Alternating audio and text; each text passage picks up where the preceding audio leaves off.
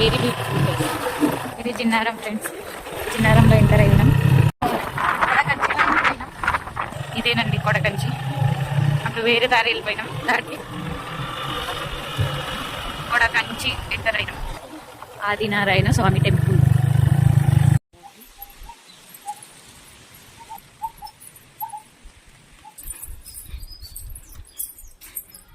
Temple చాలా బాగుంది. చూడండి ఎంత బ్యూటిఫుల్. చూడడానికి కంపల్సరీ. కోరికున్న కోరికలు నెరవేరుతాయి. చేతులు వెనకకి ముంగటికి వచ్చేస్తాయంట.